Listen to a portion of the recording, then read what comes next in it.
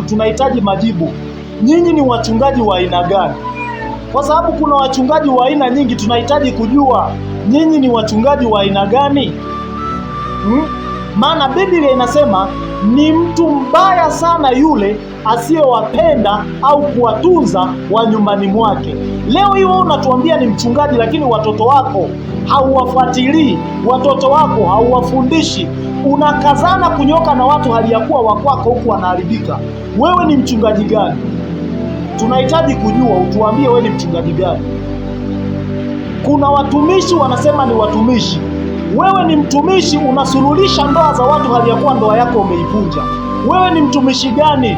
Tunahitaji kujua. Msituchanganye, tunahitaji kujua nyinyi ni watumishi wa aina gani. Maana Biblia inasema, Timotheo wa kwanza sura ya 5 mstari wa 8 inasema, ni mbaya mtu yule ambaye hawatunzi wa nyumbani mwake. Watu wa nyumbani mwake ni watu wa aina gani? Mchungaji utuambie, mtumishi wa Mungu tuambie, wa nyumbani mwako ni watu wa aina gani? Kwa sababu wewe ni mtumishi usiyetaka kuwahubiria ndugu zako habari za Yesu. Wewe ni mtumishi usiyetaka kuinusuru familia yako kwa kuikomboa kulingana na dhambi, kulingana na madhara ya huu ulimwengu ambao umeharibika na utandawazi huu. Sasa wewe ni mtumishi wa aina gani? Hebu tunahitaji kwa nafasi nyingine, wachungaji mtusaidie. Hatutaki utumishi wa unafiki, hatutaki utumishi wa kudanganya watu, hatutaki utumishi wa kupotosha watu. Wewe ni mchungaji, una wake zaidi ya 4, wewe sio mchungaji. Mimi nakukatalia. Wewe labda ni mchunga ng'ombe au mchunga mbuzi, maana uchungaji huko aina nyingi. Hauwezi ukatuambia wewe ni mchungaji huku na kibenteni. Wewe sio mchungaji, hatuwezi tukakuelewa. Hatuwezi tukakuelewa hata mara moja. Wewe ni mchungaji, unahubiri habari ya kutoa tu, lakini kwa habari ya kuwaonya watu kuhusu dhambi hauna muda huo. Wewe sio mchungaji. Kazi ya uchungaji haikufai, kwa sababu Mungu anataka watu wamjue yeye kwanza ili waepukane na madhara ya dhambi. Mungu anahitaji ufundishe watu kumjua yeye na watu kuiepuka dhambi, lakini wewe unafundisha masuala ya kutoa tu. Wewe hatukuelewi. Wewe sio mchungaji, wewe ni muhuni tu. Lakini masuala ya matoleo na masuala ya kumtolea Mungu yanakuja baada ya mtu kuokoka, baada ya mtu kumjua Mungu, baada ya mtu kupokea Roho Mtakatifu, baada ya mtu kuijua ile kweli, ndipo huyu mtu anajifunza namna ya kumtolea Mungu. Wala huwezi ukahangaika. Wachungaji, kwa nini mnahangaika na mifuko ya watu? Kwa nini mnahangaika na mali za watu? Ndio maana watu wanashindwa kuwaelewa nyinyi ni watumishi wa aina gani. Kuna muda tuwaelewe nyinyi ni wachungaji wa aina gani, maana hatujui ni watumishi wa aina gani. Maana mnahangaika na mifuko ya watu mno, lakini mmeacha kuhangaika na dhambi walizonazo, mnahangaika na mifuko yao. Mungu wenu ni yupi? Tuna mashaka naye. Huyo Mungu anayefungua mafungu ya 10, huyo Mungu anayefundisha kutoa tu, kwa habari ya dhambi hamuonyi mtu.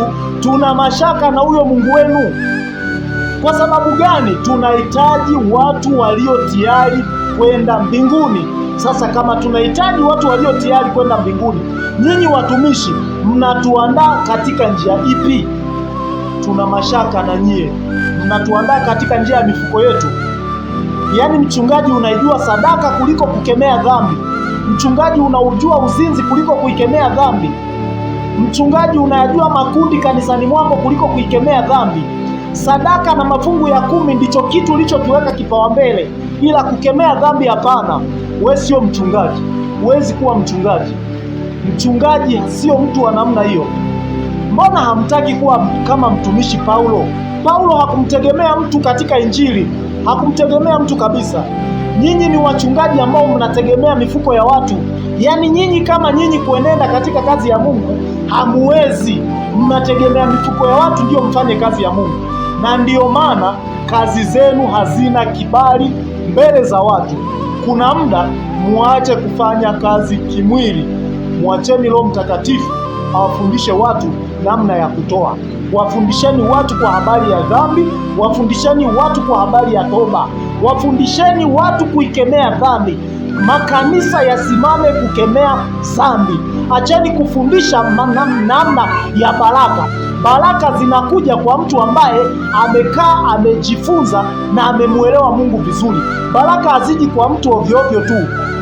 Nyinyi wachungaji hatuwaelewi ni wachungaji wa namna gani. Wachungaji wa leo hii hamueleweki ni wachungaji wa aina gani.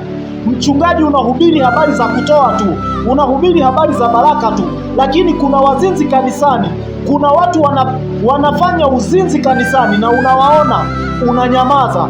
Tuna mashaka na uchungaji wako, hatuwezi kukuelewa. Uchungaji wako ni upi? Umeitwa kwa kazi gani?